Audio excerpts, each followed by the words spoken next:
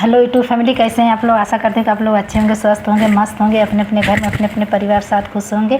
और देखिए, मैं एक बहुत सुंदर सा नाच कहरवा सुना रही हूँ। बहुत बढ़िया गीत है, सोहर का उठान है। आप लोग सुनिएगा, सुन के चैनल को लाइक सब्सक्राइब कमेंट जरूर करिएगा। बताइएगा कि मेरा गाना आप लोगों को कैसा लगा।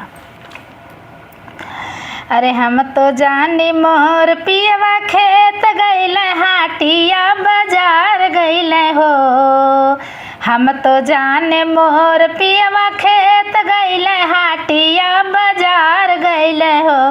पियवा चला गए बहिनिया के देश, पियवा चला गए बहिनिया के आने, त सुन के जियरा जर गईले हो।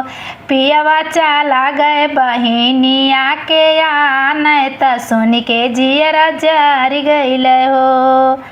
आगे आगे ननदिया आवे बगले में, भैया आवे बगले में, भैया आवे हो। सखिया वो करे पीछे आवे कुल गोड़ा ना, त देखी के जियरा जरी गईले हो।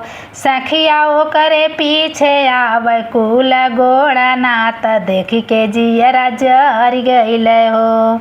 हम तो जाने पियवा मोर खेत गईले, हाटिया बाजार गईले हो। पियवा चला गए बहिनिया के देश, त सुन के जियरा जरी गईले हो। पियवा चला गए ननदिया के आने, त सुन के जियरा जरी गईले हो। अरे कहाँ बैठायो मैं ननदिया, त कहाँ भयानवा हो। कहाँ बैठायो मैं ननदिया, त कहाँ भयानवा बैठे हो। ललना कहाँ बैठायो कुल गोड़ा ना, त देखी के जियरा जरी गईले हो। ललना कहाँ बैठायो कुल गोड़ा ना, त देखी के जियरा जरी गईले हो। अरे आंगने बैठायो मैं ननदिया, त सोफा पे भयानवा न हो।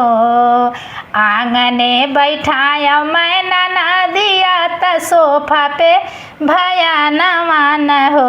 ननदी भूइया बैठायो कुल गोड़ा ना, त देखी के जियरा जरी गईले हो। ललना भूइया बैठायो कुल गोड़ा ना, त देखी के जियरा जरी गईले हो।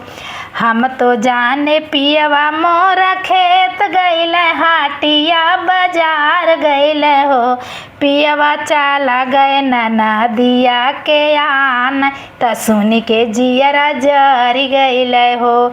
पियवा चला गए ननदिया के आने, त सुन के जियरा जरी गईले हो।